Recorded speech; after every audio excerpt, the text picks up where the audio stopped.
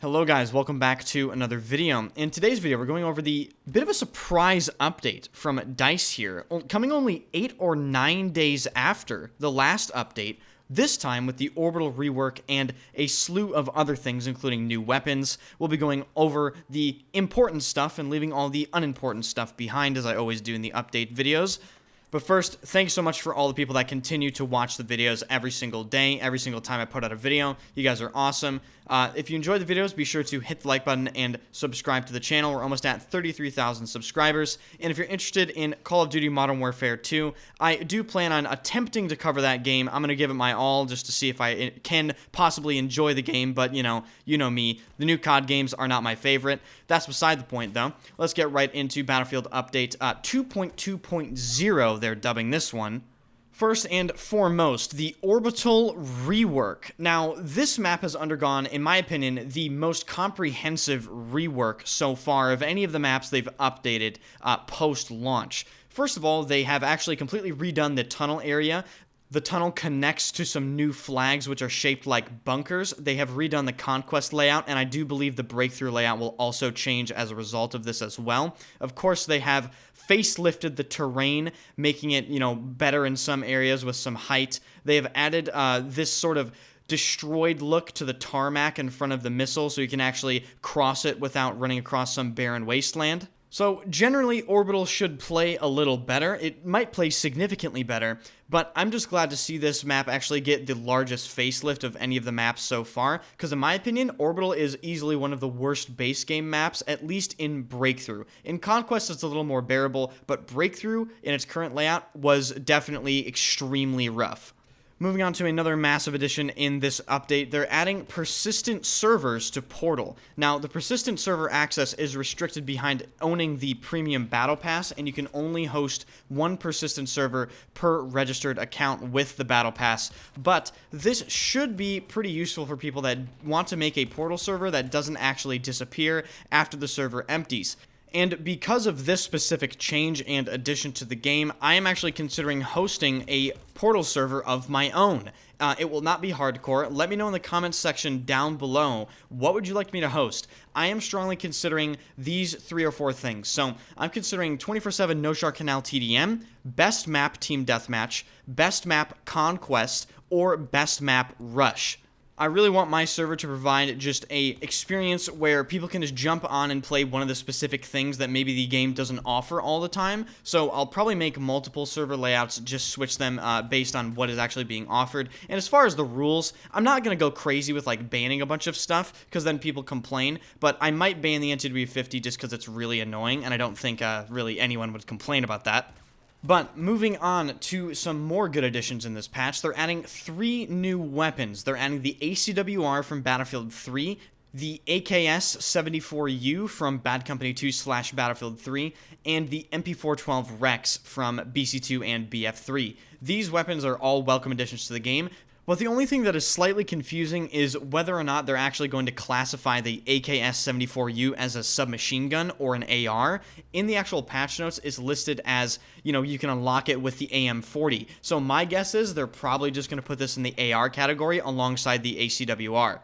Next up is the extensive patch notes that I'll be picking out the important stuff, but if you're enjoying the video, consider hitting the subscribe button. I post videos regularly, and I stream every single day at twitch.tv/enders. I might be streaming right now, you never know. Link is in the description for that. So, first and foremost, the general section of the changelog. There really isn't much in the general section this time around. They have fixed the statistics page not accurately tracking the damage of any of the new weapons, and they fixed some weird friend joining issues and also some PC menu button issues, always showing the key F for change settings when that was not supposed to be happening. And lastly, worth mentioning in the general section, they have fixed XP from tracking backwards in the XP summary screen, only in Battlefield with that, ladies and gentlemen. Moving on to the audio section, they have made multiple changes to the robot dog's audio footstep patterns to make it easier to track when it is out of line of sight, so you can actually tell where it's going. Sometimes I noticed that the robot dog was actually completely silent and would just kind of appear in front of you and start shooting at you, so those are welcome changes. And coinciding with the Orbital rework, they have tweaked the audio mixes on Orbital itself. Now, moving on to the gadgets section, they have fixed a minor bug where the / symbol was present in the world log while AI resupplies, heals, or revives were occurring.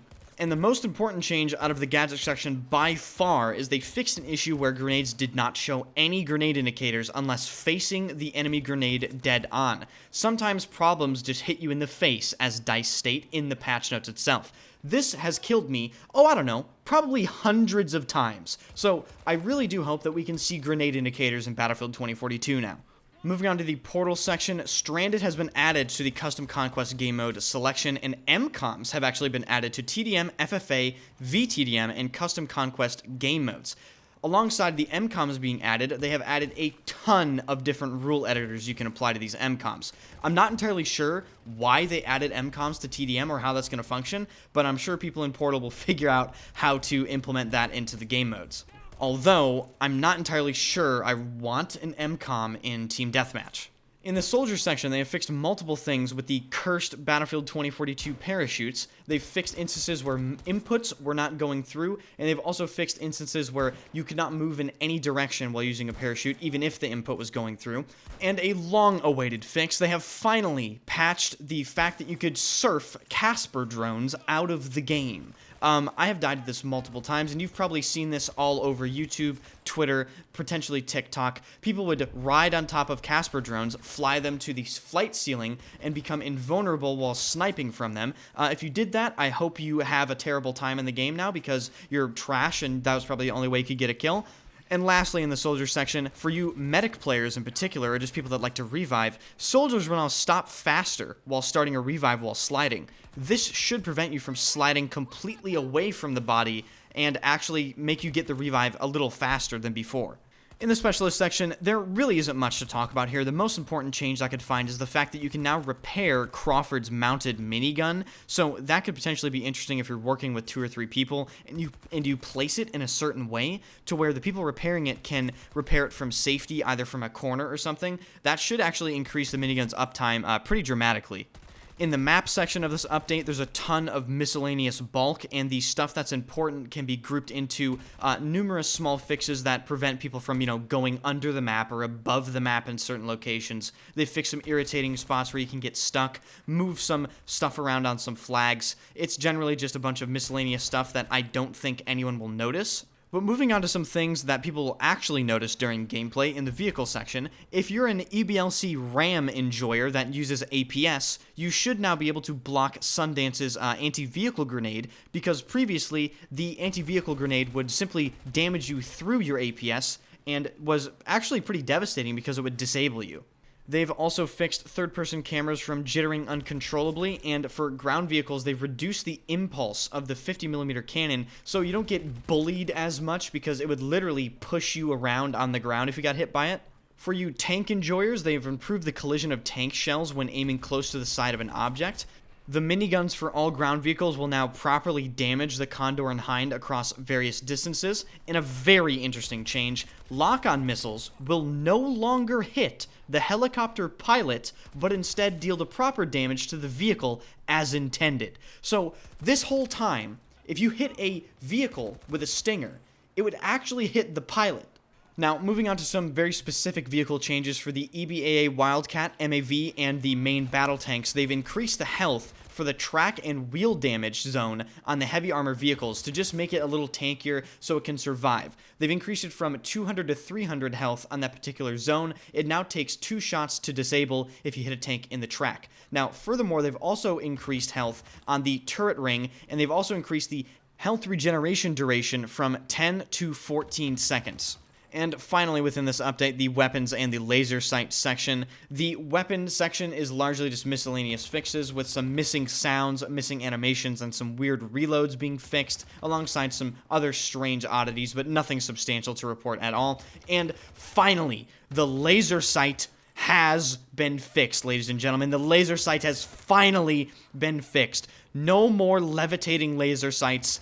I swear for the past 9 months, I've been asked why my laser sight is floating on my weapon in my Twitch chat and my YouTube videos every single day. So hopefully this is actually fixed this time around. And again, thank you guys so much for watching these videos. I really do appreciate it. If you found this video informative or helpful at all, hit the like button and subscribe to the channel for more videos just like this. Thank you guys so much for watching. Follow the Twitch stream, link in the description, and I'll see you guys in the next one.